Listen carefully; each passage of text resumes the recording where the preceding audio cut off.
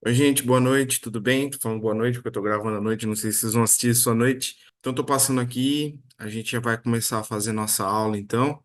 Eu vou mandando para vocês que é a aula referente do sábado passado, tá? A imagem não tá muito boa aqui da minha câmera, mas essa aula vai servir também como um teste para a gente ver se esse formato vai ser bom. E é isso aí, tá? Vamos fazer então nossa aula hoje é falando um pouco sobre interpretação textual. A gente começar a falar mais sobre esse tema, que vai ser muito importante, tá bom? Então, eu vou compartilhar a minha tela aqui para vocês. Vamos lá.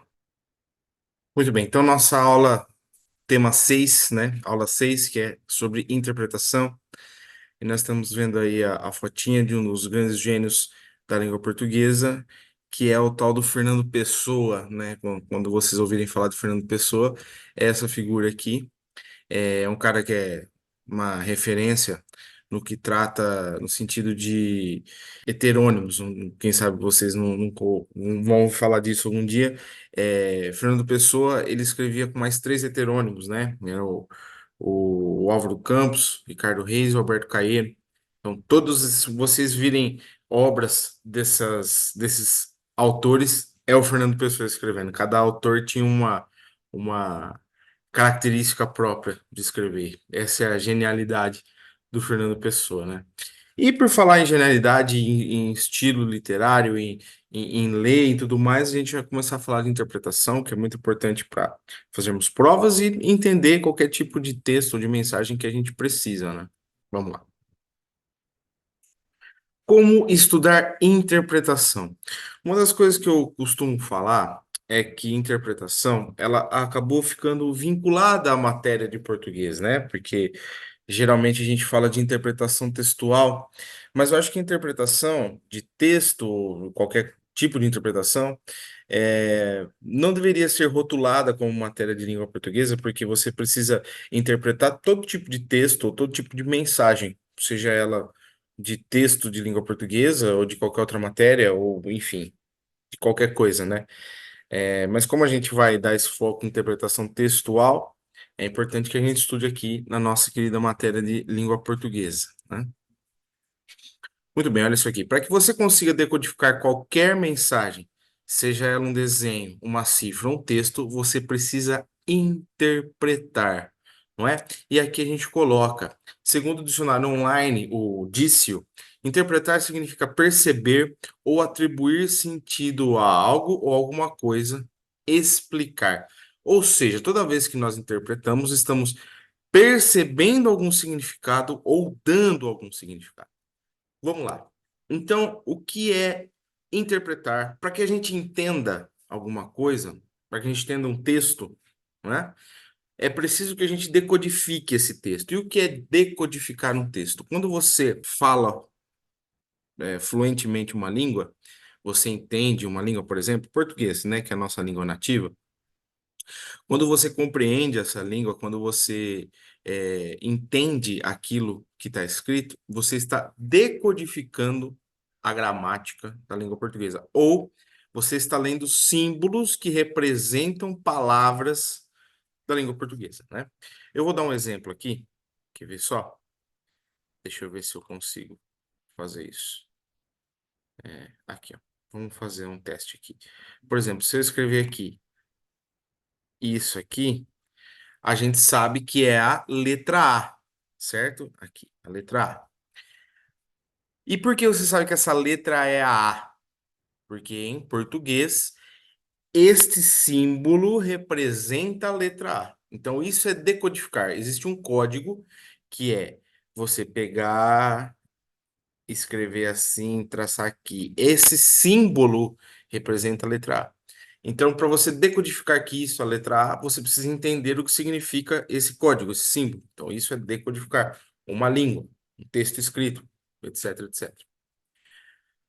E para que a gente consiga entender algum sentido de palavra ou de texto, temos primeiro que decodificar esse idioma, decodificar esses símbolos que são apresentados para nós, para que aí sim a gente consiga compreender o que esse texto ou que essa mensagem nos passa e então interpretar algo que aquela mensagem é, nos passa, né? Que aquela mensagem nos quer dizer de alguma forma, não é? Isso sempre é importante que a gente deixe muito claro, ok? Aqui, essa parte aqui embaixo é importante a gente pensar, toda vez que nós interpretamos, estamos percebendo algum significado ou dando algum significado, né? Então, quando a gente fala que a gente está percebendo ou dando significados, a gente tem que tomar muito cuidado ao interpretar, porque a gente pode interpretar de uma maneira errada, né? Ou seja, você dá um significado errado ou outro significado para algo que primordialmente poderia significar outra coisa, né? Uma coisa é você analisar isso numa música, e eu sempre trago o exemplo da música Flores, que a gente viu em sala de aula, né? Que a gente viu outras versões, outras visões sobre a música, então temos múltiplas interpretações em cima daquela mensagem. Agora, tem algumas comunicações, algumas mensagens que ela tem que ser interpretada de apenas uma maneira, né? Que não posso dar duplo sentido de interpretação, né? Isso, sei lá, em comunicações empresariais, documentais, etc, etc. Não posso ter mais de uma interpretação de um documento, por exemplo. Ok, então vamos lá, seguindo aqui. Vamos ver esse exemplo aqui. Vamos lá, então, ver o nosso exemplo um aí de interpretação. Nós temos aqui uma pergunta do Enem, tá? E vamos dar uma olhadinha, ver o que ela está falando para a gente. De vez em quando nas redes sociais, a gente se pega compartilhando notícias falsas, fotos modificadas, boatos de todo tipo. O problema é quando a matéria é falsa. E pior ainda, se é uma matéria falsa que não foi criada por motivos humorísticos ou literários. Sim, considero o jornalismo ficcional uma interessante forma de literatura, mas para prejudicar a imagem de algum partido ou de algum político, não importa de que posição ou tendência. Inventa-se uma arbitrariedade ou falcatrua. Joga-se nas redes sociais e aguarda-se o resultado. Nesse caso, a multiplicação da notícia falsa, que está sempre sujeita a ser denunciada juridicamente como injúria, calúnia ou difamação, se dá em várias direções. Antes de curtir, comentar ou compartilhar, procuro checar as fontes e aos links originais, ok? Então, o conselho que eu dou para vocês, agora a gente faz o nosso momento pause. Pausa aqui esse vídeo, lê de novo o texto. Vamos tentar ler. É a primeira dica que eu dou para vocês. Tentem ler sempre o texto uma, duas, pelo menos de duas ou três vezes. Um texto que não é tão grande. Tenta ler ele aí uma ou duas vezes, duas ou três vezes, aliás. E aí depois a gente vai tentar responder. Então dá o pause aí e faz esse exercício de leitura. Aí então, seguindo, a gente vê o enunciado. O texto expõe a preocupação de uma leitora de notícias online de que o compartilhamento de conteúdos falsos pode ter como consequência A. Qual que é a consequência que ela expõe, que essa leitora expõe, do compartilhamento de conteúdos falsos? Letra A. Pode ter como consequência a displicência natural das pessoas que navegam pela internet. Letra B. Desconstrução das relações entre jornalismo e literatura. Letra C. Impossibilidade de identificação da origem dos textos. Letra D. Disseminação de ações criminosas na internet. E letra E. Obtenção da maior popularidade nas redes. Muito bem. Então, o texto traz para a gente, basicamente, é um texto falando sobre as famosas fake news, não é? Ah, mas esse texto, ele fala, traz não, ele fala basicamente de disseminações de ações criminosas na internet, né? O que que acontece? Todas essas alternativas que a gente leu, basicamente não deixam de ser verdade. Mas a gente tem que trazer como, tem que pensar para interpretar um texto. O texto expõe a preocupação de uma leitora de notícias online de que o compartilhamento de conteúdos falsos pode ter como consequência a displicência natural das pessoas que navegam pela internet? Não. Em nenhum momento no texto ela fala que as pessoas são displicentes, são simplesmente displicentes, né? Até fala que a gente se pega compartilhando notícias falsas, fotos, modificadas, boatos, todo tipo. A gente acontece isso, mas o problema é quando a matéria é falsa. E pior, Se é uma matéria falsa, que não foi criada por motivos humorísticos ou literários, mas para prejudicar a imagem de algum partido ou algum político, no caso, né? Inventa-se uma arbitrariedade ou falcatrua, joga nas redes e aguarda o resultado. Nesse caso, a multiplicação da notícia falsa se dá em várias direções. Antes de curtir, comentar ou compartilhar, é importante a gente checar. Mas aqui, ó, entre parênteses, ela fala o seguinte, que está sempre sujeita a ser denunciado juridicamente como injúria, calúnia ou difamação. Ou seja, o texto traz, uma das coisas que o texto traz é que a consequência desses compartilhamentos de conteúdos falsos é uma disseminação de ações criminosas. É a letra D a nossa resposta, tá? Vamos entender mais o porquê. Existe displicência, mas o compartilhamento de conteúdos falsos, pelo que o texto diz, não é exatamente a consequência, é uma consequência da displicência natural das pessoas. Não exatamente, né? Então, a gente pode ir para B. A desconstrução das relações entre jornalismo e literatura. Também não é algo que seja de fato a preocupação desse texto, né?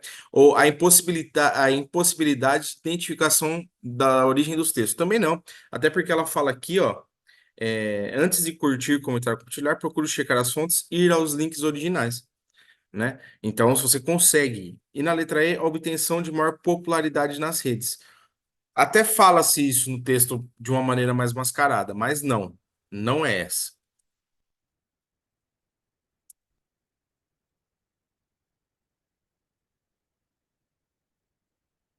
Então, a correta é a letra D, que o texto expõe a preocupação de uma leitura de notícias online de que o compartilhamento de conteúdos falsos pode ter como consequência a disseminação de ações criminosas na internet, tá? Então é isso, tá? Nós temos que ler, entender o que o enunciado pede e relacionar com o texto, tá bom? Qualquer dúvida, mandem aqui para mim na nossa conversa que a gente vai conversando mais. Então vamos lá. Temos mais um aqui para a gente, é o exemplo 2, que é um texto um pouquinho mais chato, digamos assim. É prova do Enem também. Ele era o inimigo do rei, nas palavras de seu biógrafo Lira Neto. Ou ainda um romancista que colecionava desafetos, azucrinava Dom Pedro II e acabou inventando o Brasil. Assim era José de Alencar, que nasceu em 1829 e morreu em 1877. O conhecido autor de O Guarani e Iracema, tido como o pai do romance no Brasil. Além de criar clássicos da literatura brasileira com temas nativistas, indianistas e históricos, primeira geração do romantismo, ele foi também folhetinista, diretor de jornal, autor de peças de teatro, advogado, deputado federal e até ministro da Justiça. Para ajudar na descoberta das múltiplas facetas desse personagem do século XIX, parte do seu acervo inédito será digitalizada. Momento pause. Pausem o vídeo e leiam o texto de novo. Vamos lá então para o enunciado. Com base no texto, que trata do papel do escritor José de Alencar e da futura digitalização da sua obra, depreende-se que. Então, sobre o texto, o que que a gente tira aí de conclusão do papel do José de Alencar e da sua digitalização, da digitação da sua obra, né? Então, depreende-se que a digitalização dos textos é importante para que os leitores possam compreender os seus romances. O conhecido autor do Guarani Iracema foi importante porque deixou uma vasta obra literária com a temática atemporal. C. A divulgação das obras de José de Alencar por meio da digitalização demonstra sua importância para a história do Brasil Imperial. D. A digitalização dos textos a digitalização dos textos de José de Alencar terá importante papel na preservação da memória linguística e identidade nacional. E o grande romancista José de Alencar é importante porque se destacou por sua temática indianista. Tenta dar um outro pause aí, vamos tentar é, responder essa pergunta. E se você respondeu a letra D, você acertou. Vamos tentar entender, então, baseado nas nossas respostas, né? Então, vamos aqui entender o texto primeiro. O Lira Neto disse que o José de Alencar, Inimigo do Rei, um romancista que colecionava desafetos, ele azucrinava Dom Pedro II e acabou inventando o Brasil, né? O José de Alencar é um autor muito famoso da era da primeira geração romântica aqui do Brasil, conhecido pelo Guarani Iracema, né? É, pai do romance no Brasil, né? Então, se é pai do romance, é porque começou o romantismo, primeira geração. Ele criou vários clássicos da literatura brasileira com sistemas nativistas e indianistas, né, que são características próprias dessa época. Ele foi além de muitas coisas, folhetinista. Folhetinista é porque ele escrevia folhetins. Folhetins eram publicações que os grandes autores escreviam que saíam em jornais, tá? Ele foi diretor de jornal, autor de peças de teatro, advogado, deputado e ministro da Justiça. Então, para ajudar na descoberta das múltiplas facetas desse personagem do século XIX, parte do seu acervo inédito será digitalizado. Não sei por que está digitalizado.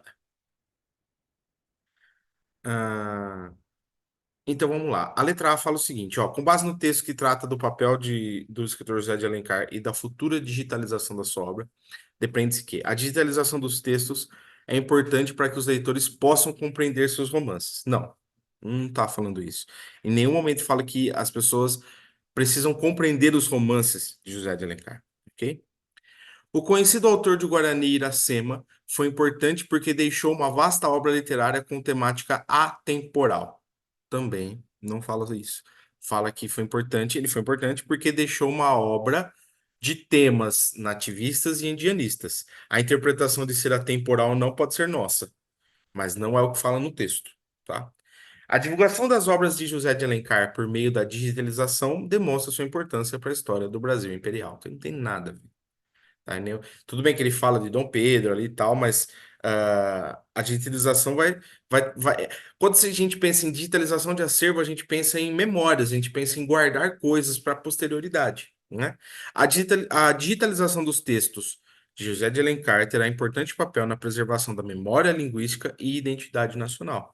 Então, vai preservar a memória e a gente tem que pensar em identidade nacional. Eu trouxe essa questão porque a gente falou nas nossas aulas de romantismo, né, lá da literatura, que essa primeira geração romântica trazia muito essa questão da identidade nacional. Então, como a literatura foi parte muito importante da identidade nacional do Brasil, é importante que isso fique fácil e certo para a gente entender um pouco mais da obra, do que o texto quer dizer sobre José Alencar, tá? E na letra E fala que o grande romancista José de Alencar é importante porque se destacou por sua temática indianista. Ok, não está errado, mas na verdade esse fato aqui não tem nada a ver com o que o texto está propondo, ok? Dúvidas até aqui? Me mandem aqui no grupo, por favor.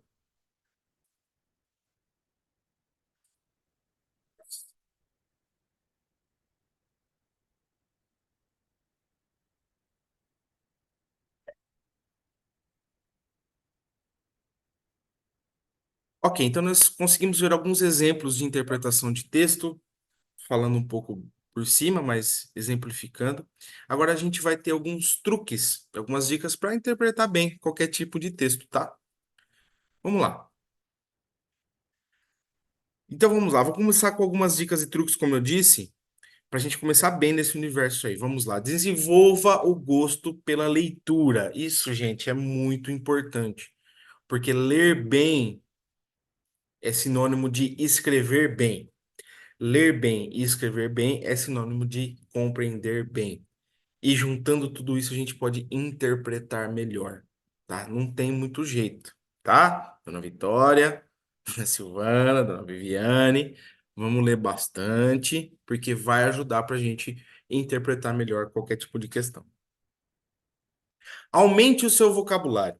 Na primeira, acho que no primeiro texto, acho que no primeiro texto que a gente viu de exemplo, tinha as palavras falcatruas e arbitrariedade, tá? Fica aqui, inclusive, uma liçãozinha. Se vocês não souberem, procurem o que significa falcatrua e arbitrariedade, tá?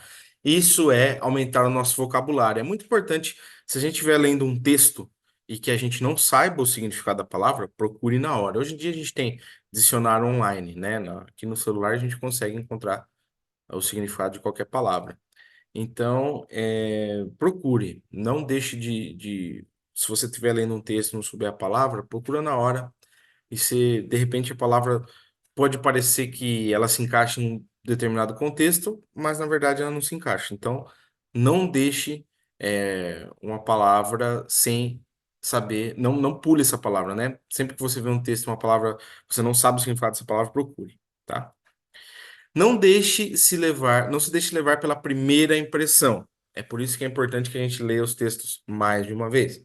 Porque de repente o texto tem um tema central, que é fake news, como no caso do primeiro, mas na verdade a gente tem que ler todas as nuances e entender. O texto não falava só sobre fake news, mas também como que as fake news podem gerar ações criminosas, de que maneira que elas geram ações criminosas, ok? Por exemplo, ao fazer qualquer prova, leia o texto 2 ou 3 vezes no mínimo, tá? Como a gente fala, por exemplo, quando a gente fala sobre isso, o Enem é um dos principais exemplos, Enem e prova da FUVEST, que tem textos muito grandes, mas precisa ler, não tem jeito. Tem que ler, senão não vai conseguir fazer. As questões de interpretação podem ser localizadas ou generalizadas. O que que isso quer dizer? Quando a gente está lidando com questões do ramo da interpretação textual, elas podem ser de duas formas, localizadas ou generalizadas. Quando elas são localizadas, é que em certo ponto do texto está o sentido que eu preciso, está a interpretação que eu preciso. E quando ela é generalizada, eu estou abrangendo todo o texto para entender, por exemplo, o tema central. Então, questões de interpretação localizadas, questão de interpretação localizada, é quando eu vou numa certa parte do texto, entendo aquele contexto e consigo compreender para responder uma questão. E as questões de interpretação generalizadas é quando compreende o texto num todo, ok? Há questões que pedem conhecimentos fora do texto. E a gente acabou de ter um exemplo, que era o caso do texto aí do José de Alencar, né? A gente tem um conhecimento fora do texto para tentar entender como responder uma pergunta, como no caso, uma pergunta como essa, ok? Muito bem. A gente vai falar de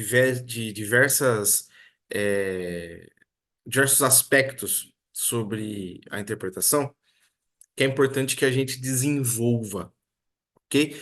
E o primeiro desses aspectos importante, tecnicamente falando, é um aspecto que se chama paráfrase, ok? O que é uma paráfrase?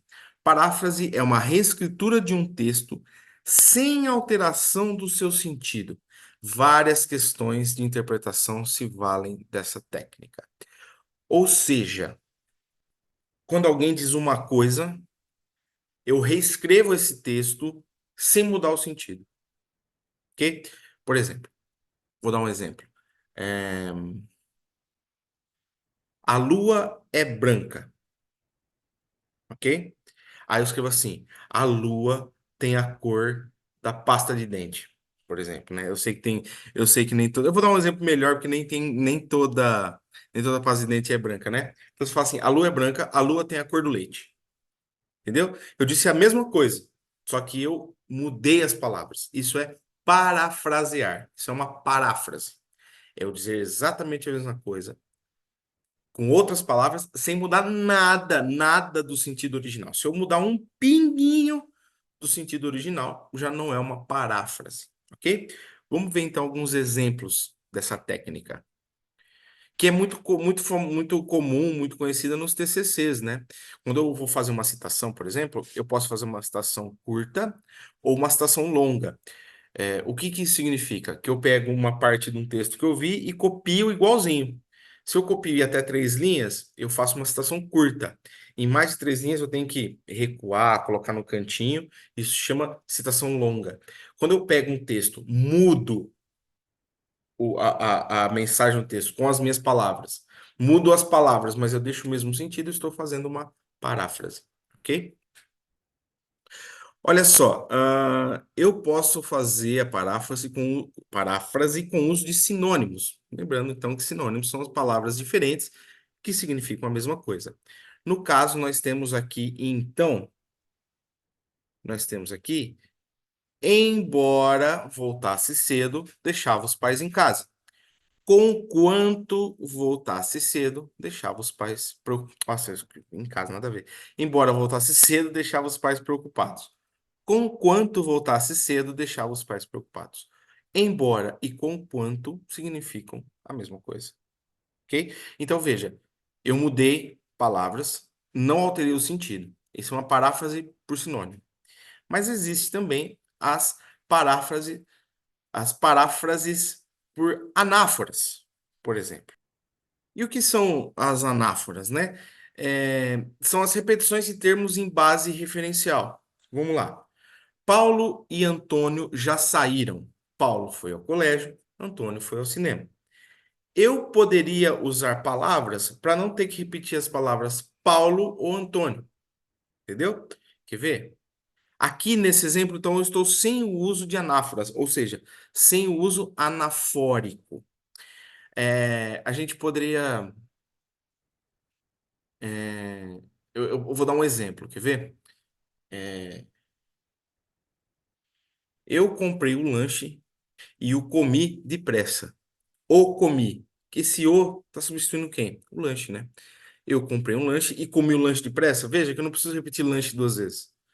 Então, quando eu tenho repetições de termos em base de referência, eu tiro, no caso, eu tirei e eu o comi depressa, né? Eu comprei um lanche e eu comi depressa. Usei uma anáfora.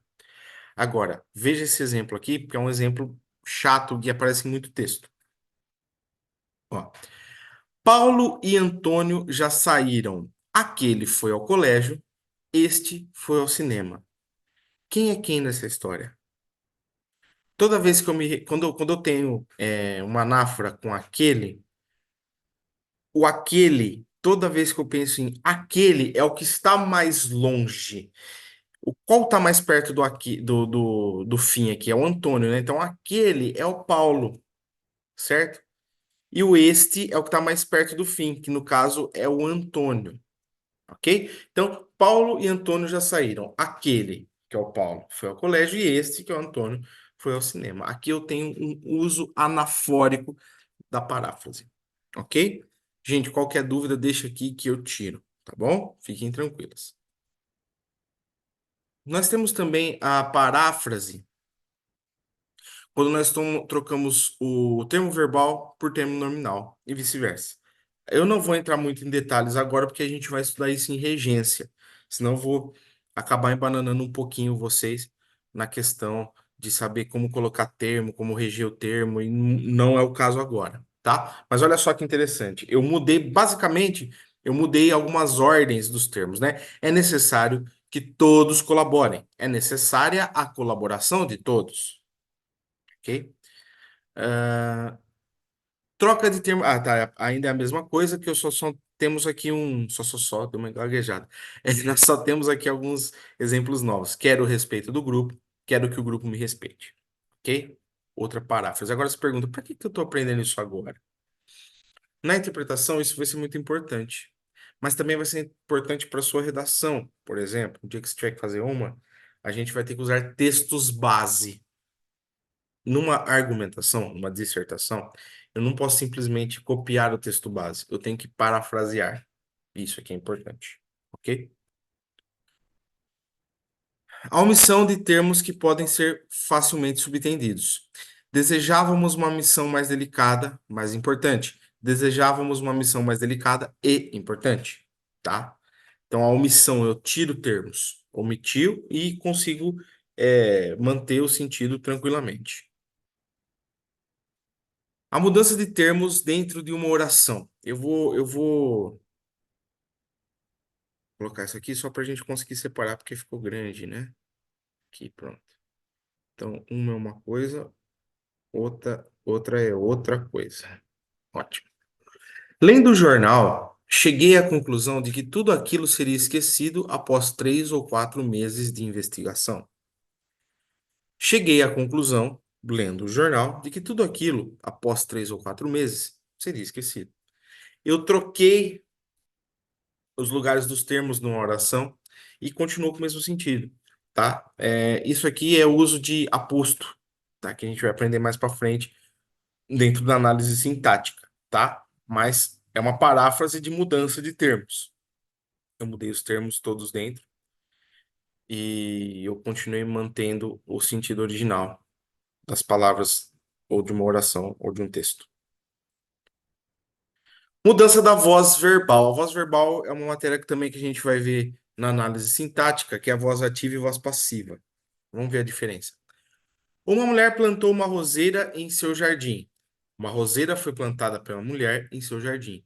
A voz ativa, quando eu penso em ativo, é aquele que pratica a ação. É uma ação, é aquele que pratica a ação. Então, a mulher plantou a roseira, voz ativa. Uma roseira foi plantada pela mulher, voz passiva. Foi uma ação que foi feita, não a ação o sujeito faz a ação. Nesse caso, no caso de baixo, o sujeito sofreu uma ação, ou seja, ele sofreu passivo. Quem faz ativo, quem sofre passivo. A mulher plantou ativamente. Uma roseira foi plantada, foi ela que recebeu a ação. É um sujeito que recebe, é um sujeito passivo, ok? Essa é a diferença de voz ativa e voz passiva. A voz ativa e voz passiva já tem essa questão parafrasiática, digamos assim, de você não mudar o sentido e só mudar a ordem da voz verbal, tá? A mudança de voz verbal de sujeito indeterminado. A gente vai estudar sujeito quando a gente for estudar análise sintática e ainda tem muita coisa para a gente ver, mas é que agora esses truques são importantes para a gente tentar entender a interpretação. O sujeito determinado é aquele sujeito que a gente não sabe quem é e geralmente aparece no terceiro, no terceiro do plural. Plantaram. Eles plantaram, mas eles quem? A gente não sabe, por isso se chama indeterminado. Plantaram uma roseira, voz ativa. Uma roseira foi plantada, voz passiva, analítica. Uma roseira plantou-se uma roseira, voz passiva sintética, que eu consigo sintetizar algumas ideias numa palavra só. Lembra que a gente viu isso no grau superlativo do adjetivo? Lembra que a gente viu o analítico, muito pobre, e o sintético, paupérrimo, né? Então, quando eu consigo sintetizar isso em menos palavras, uma palavra só, algumas ideias, eu chamo de sintético. Então, temos a voz ativa, a voz passiva analítica, voz passiva sintética, quando há sujeito indeterminado. Essas regras agora vocês não precisam decorar nada. Eu só quero que vocês entendam o que é paráfrase, que é mudar as palavras sem mudar o sentido.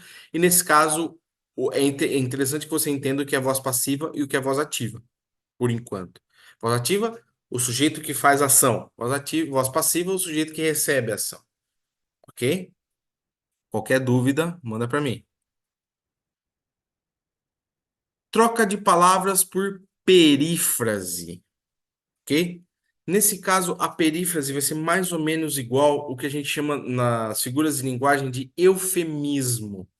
O que é o eufemismo? É você trocar palavras por outras.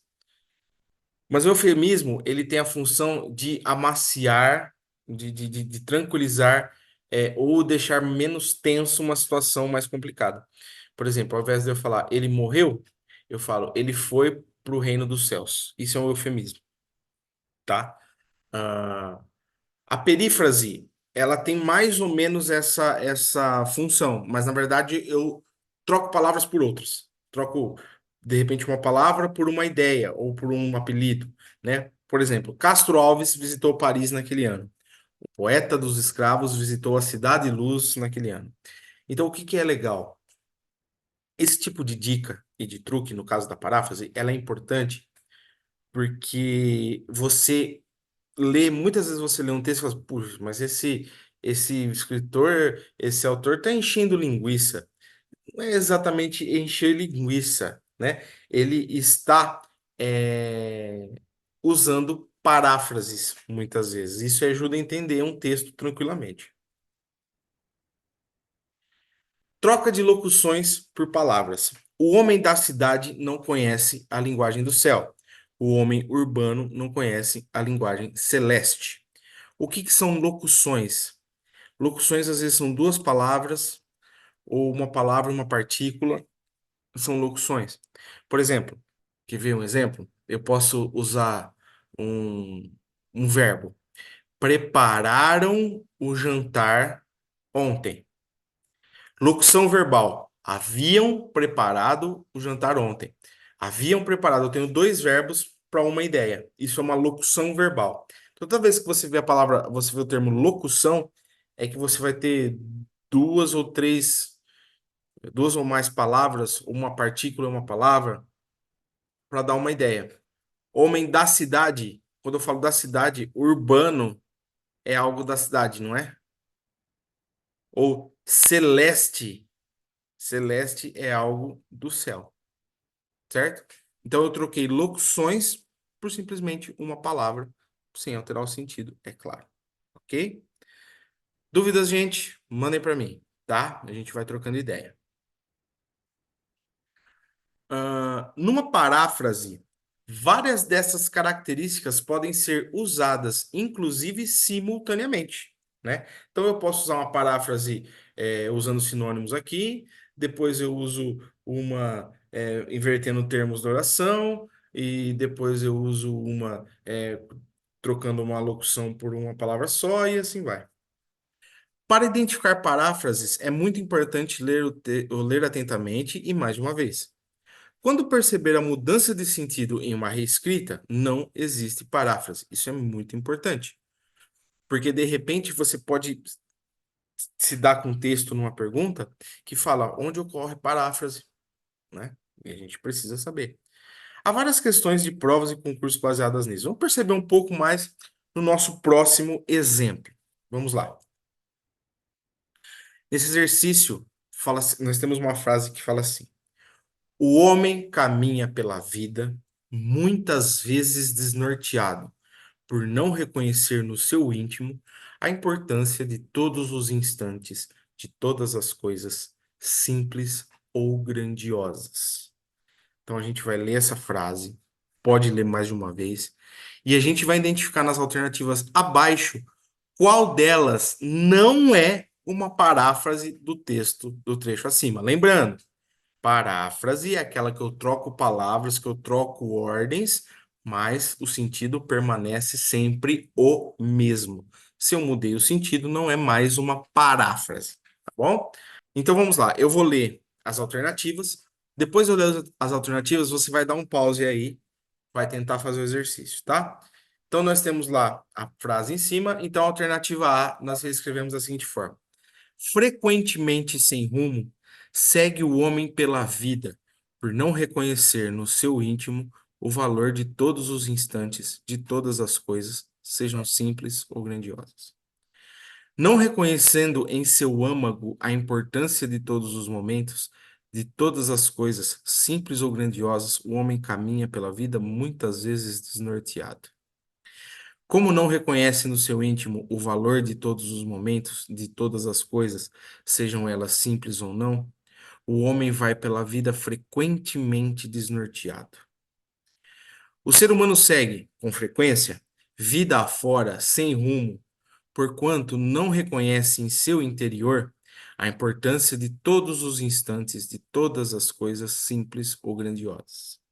O homem caminha pela vida sempre desnorteado, por não reconhecer em seu mundo íntimo o valor de cada momento, de cada coisa, seja ela simples ou grandiosa. Momento pause, pausa o vídeo, lê várias vezes e tenta responder essa questão. Leram aí? Vamos lá? Vamos tentar ver? Ó, vamos ler devagar agora o enunciado. O homem caminha pela vida muitas vezes desnorteado por não reconhecer no seu íntimo a importância de todos os instantes, todas as coisas, simples ou grandiosas. Ou seja, o homem às vezes está aí, muitas vezes sem rumo, né? Desnorteado, desnorteado. Vamos pensar na palavra desnorteado. O que é desnorteado? Sem rumo, sem orientação, uma pessoa que vaga sem qualquer preocupação, porque já não tem muito, né? O que pensar. Por não reconhecer no seu íntimo. O que é o íntimo? O íntimo é aquilo que só nós vemos, o nosso interior, né? O que a gente chama também de âmago, né? Então o homem caminha muitas vezes desnorteado, sem rumos, pensando em muitas coisas ou em nada, por não reconhecer dentro dele mesmo a importância de todos os instantes da nossa vida, de todas as coisas, sejam elas pequenas, simples ou grandiosas, né? Então vamos lá. Frequentemente, frequentemente sem rumo, segue o homem pela vida, por não reconhecer no seu íntimo o valor de todos os instantes, todas as coisas, sejam simples ou grandiosas. Então, o valor de todos os instantes está certo, de todas as coisas está certo, simples ou grandiosas, ok. No seu íntimo, usamos até a mesma palavra. Aqui, a gente tem que tomar cuidado com isso aqui, ó, muitas vezes, ok? Porque, ó, sem rumo, a gente vai relacionar com desnorteado. Muitas vezes, não é sempre, é muitas vezes. Muitas vezes pode ser um sinônimo para frequentemente. Então, a A está correta, ok? Ela é uma paráfrase. Ok? Então veja, que o homem caminha muitas vezes norteado, frequentemente sem rumo, ok? Não reconhecendo em seu âmago a importância de todos os momentos, de todas as coisas, simples ou grandiosas, o homem caminha pela vida muitas vezes desnorteado. Não reconhecendo no seu âmago, aqui, âmago e íntimo, mesma coisa. Então o homem não reconhece no seu âmago a importância de todos os momentos, todas as coisas, simples ou grandiosas. Se ele não reconhece, ele caminha pela vida muitas vezes, que está igual aqui, desnorteado. Então, essa também está certa, né? Essa também é uma paráfrase. Como não reconhece no seu íntimo o valor de todos os momentos, todas as coisas, sejam elas simples ou não, ou grandiosas, esse não pode substituir grandiosas muito bem, o homem vai pela vida frequentemente desnorteado. Frequentemente pode substituir muitas vezes, e desnorteado é uma palavra que já aparece ali no nosso enunciado. Então, a C também é uma paráfrase. O ser humano segue com frequência vida afora, sem rumo, que é a mesma coisa que desnorteado. O homem segue com frequência vida afora, sem rumo, porquanto, ou seja, portanto, que é a mesma coisa, não reconhece em seu interior a importância de todos os instantes, todas as coisas simples ou grandiosas. Usei com frequência, que pode ser muitas vezes, o sem rumo, que pode ser desnorteado, e não conhece no seu interior. Ok. Por dedução, nós já sabemos que é a E. Mas vamos tentar entender aonde que é a E, o que aparece na E, que mostra pra gente que ela não é a paráfrase. O homem caminha pela vida sempre desnorteado, por não reconhecer em seu mundo íntimo o valor de cada momento, de cada coisa, seja ela simples ou grandiosa. O mundo íntimo, ok, apareceu lá. O homem caminha para a vida desnorteado. O problema está, minhas queridas alunas, nesta palavra aqui. Sempre não é um sinônimo de muitas vezes. Muitas vezes pode acontecer 80% das vezes, 90% das vezes, 95% das vezes. Quando eu vejo a palavra sempre, eu quero dizer que as coisas acontecem 100% das vezes. Então, na letra E, eu estou falando que o homem caminha pela vida, muitas vezes, desculpa, o homem caminha pela vida sempre desnorteado. 100% do tempo ele caminha desnorteado. E é isso. Eu troquei o sentido de que ele caminha pela vida muitas vezes desnorteado pelo fato dele caminhar sempre desnorteado. E isso, então, confere à letra E a resposta correta. A letra E não é, portanto, uma paráfrase. Certo? Ela não é uma paráfrase. Ok, gente? Dúvidas? Tirem comigo, não se acanhem. Algumas observações para a gente indo já para a parte final da aula, tá? Cuidado com a mudança de posição de termos dentro de uma oração, pois palavras ou expressões podem alterar profundamente o sentido da mensagem, tá? Encontrei determinadas pessoas naquela reunião. Encontrei pessoas determinadas naquela reunião. Quando eu uso determinadas antes, aqui, encontrei determinadas pessoas. Ah, eu quero dizer aquela coisa tipo, encontrei certas pessoas naquela reunião, sabe?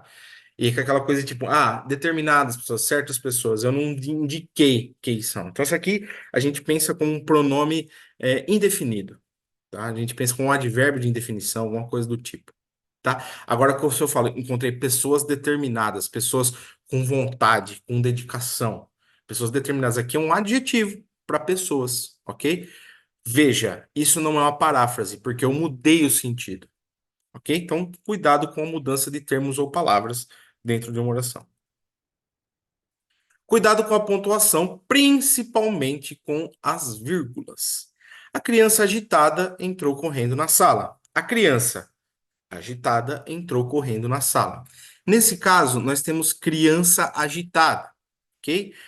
E aqui nós temos criança agitada. Nesse caso, gente, criança agitada, a gente aprendeu que agitada pode ser eu estou escrevendo com o mouse, então não fiquem bravos que vai ficar ruim. É um adjetivo, ok? Porque eu estou modificando, certo? A criança. Porque qualquer criança podia entrar correndo na sala. Não, mas é a criança agitada, ok? Agora, aqui, a criança agitada entrou correndo na sala, ok? Como isso está entre vírgulas, a gente vai aprender na nossa querida análise sintática que quando eu explico algo sobre, geralmente, esse cara aqui, que é o nosso querido sujeito, quando eu explico algo sobre ele, de repente isso é um aposto.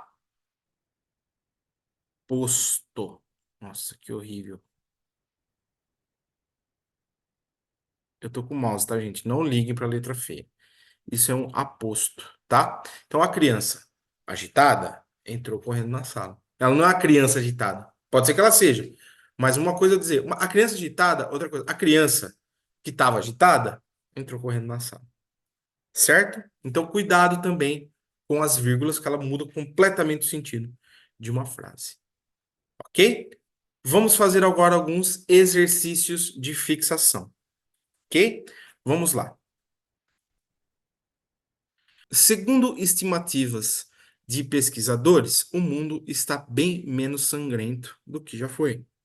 Assinale a alternativa que apresenta a paráfrase mais adequada da frase acima, considerado o contexto. Então vamos lá. Segundo estimativas de pesquisadores, o mundo está bem menos sangrento do que já foi.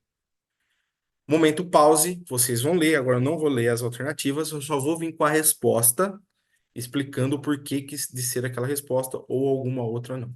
Tá bom? Momento pause para vocês.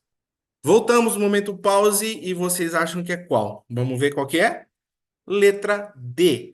De conformidade com o que estimam cientistas, a sociedade em geral já foi mais violenta do que é hoje. Vamos entender por que não são as outras.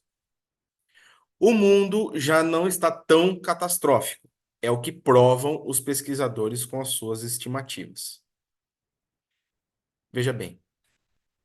Segundo estimativas, quando eu estimo alguma coisa, eu estou ponderando, né? Eu não estou provando, cravando, né?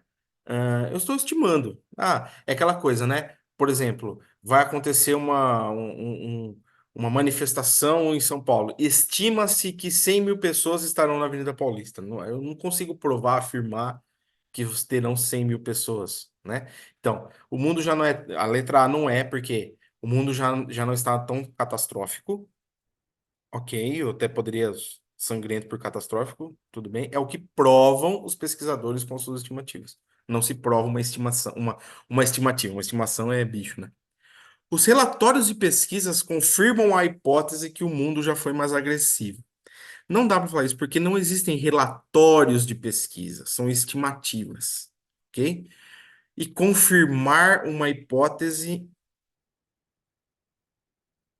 tem que tomar cuidado com isso, porque confirmar uma hipótese não é uma confirmação, entendeu? É mais só uma hipótese, ok? A redução do número de mortes na sociedade foi de encontro ao cálculo dos estudiosos. Tem nada a ver isso aqui. Não tem palavra cálculo. Eu não consigo. Até consigo trocar, de repente, a palavra cálculo por estimativa, mas não é um negócio que foi de encontro, né? No redução de número de morte, não tem nada a ver. E a letra E. Os cientistas confirmam as estimativas. O mundo já deixou de ser sangrento. O mundo não deixou de ser sangrento. O mundo está menos sangrento. Então, de conformidade com o que estimam os cientistas, a sociedade em geral já foi mais violenta do que é hoje. Perfeito. É o que está dizendo lá. Ok? Vamos para mais uma. Essa aqui é legal, hein? Então vamos lá. Eu vou ler isso aqui. Aí eu vou pedir que vocês pausem e leiam de novo, porque as alternativas estão no próximo slide.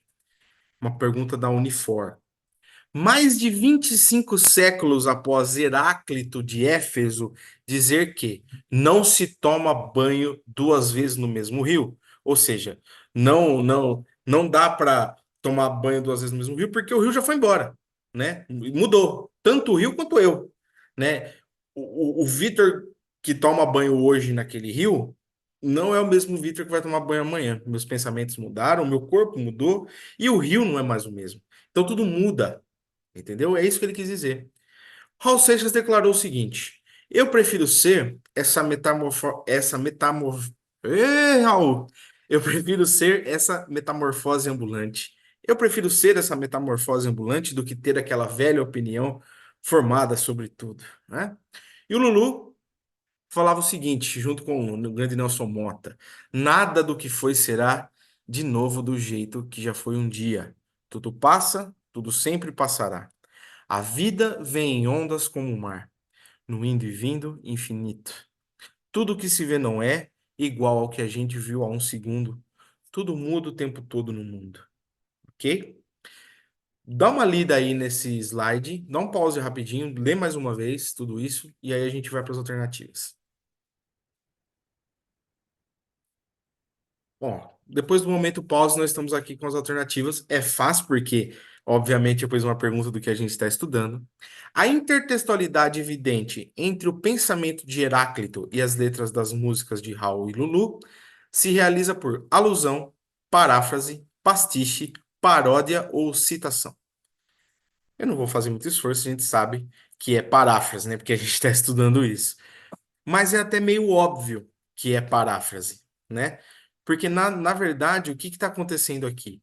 Tanto o Raul quanto o Lulu estão dizendo a mesma coisa que Heráclito disse 25 anos, 25 séculos antes do que o Raul escreveu a Metamorfose nos anos 70, né? Se não se toma banho duas vezes no mesmo rio, eu prefiro mudar sempre do que ter a mesma opinião de tudo, né? E o Lulu vem e fala, e porque nada do que foi será de novo do jeito que já foi um dia. Gente, tudo passa, tudo passa.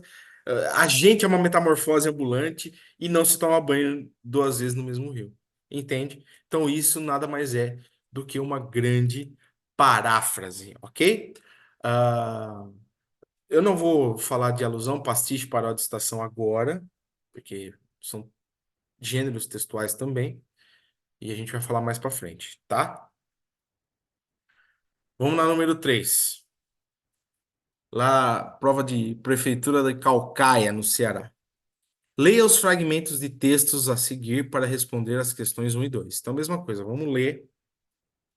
Eu vou ler, vocês dão uma pausa aí e deem mais uma lida. O texto 1 é o trecho do poema Canção do Exílio, em 1843. Minha terra tem palmeiras onde canta o sabiá. As aves que aqui gorjeiam, não gorjeiam como lá. Nosso céu tem mais estrelas, nossas várzeas têm mais flores, nossos bosques têm mais vida e nossa vida mais amores. No texto 2, nós temos o trecho do hino nacional, escrito em 1909. Olha que louco, né? A Canção do Exílio foi escrita antes do hino. Uma parte do hino, né? Do que a terra mais garrida, teus risonhos lindos campos têm mais flores. Nossos bosques têm mais vida, nossa vida no teu seio mais amores. Os dois textos escritos em momentos históricos e culturais diferentes enfocam a paisagem brasileira. Analisando-os, conclui-se que leiam os textos e a gente vai entender. Leiam aí os textos no momento pause. Leram os textos, vamos entender agora os enunciados. Primeira coisa, a gente tem que entender o que é uma intertextualidade. O que que é uma intertextualidade? É quando eu trago um texto e puxo ele para outra obra. É quase uma situação, é praticamente uma citação, mas é uma citação meio poética, digamos assim, tá? Uma intertextualidade é quando eu tenho uma relação internacional, entendeu? Vem de fora, um texto vem de fora e se agrega a outro, ok? É importante, tá? Então, aqui aparece duas vezes essa palavra. E alusão é quando eu penso, isso aqui me lembrou tal coisa. Isso é uma alusão. Então, vou ler aqui as alternativas e vocês dão um pause e tentam responder, tá? O texto 2 faz uma alusão ao texto um de modo implícito, numa comparação. O texto 2 realiza uma intertextualidade por paráfrase com o texto um. O texto 2 realiza uma intertextualidade por paródia com o texto um. Ambos os textos apresentam a paisagem brasileira ironicamente. O texto 2 faz um plágio explícito do poema de Gonçalves Dias. Vamos responder? Momento pause. Voltando aqui, então, dessa pausa, é óbvio para a gente que está estudando paráfrase que é a B, tá? Mas por que uma paráfrase? Vamos voltar. A minha terra tem palmeiras onde canta o sabiá, as árvores que aqui gorjeiam, não gorjeiam como lá. Nosso céu tem mais estrelas, nossas várzeas têm mais flores, nossos bosques têm mais vida, nossa vida mais amores. Então, a canção do Exílio de Gonçalves Dias traz, ele está exilado em Portugal, ele está lá em Portugal, e traz essa saudade que ele sente do Brasil, ok?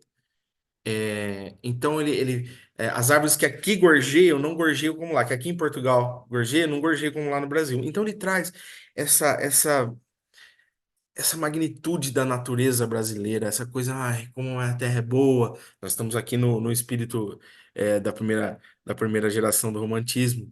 Tudo é muito bom no Brasil, essa coisa, essa temática indianista, naturalista, entende? Tudo aqui é muito bom, tudo aqui é maravilhoso e dá tudo certo, ok? Então, o nosso céu tem mais estrelas, as nossas várzeas têm mais flores, os nossos bosques têm mais vida e a nossa vida mais amores.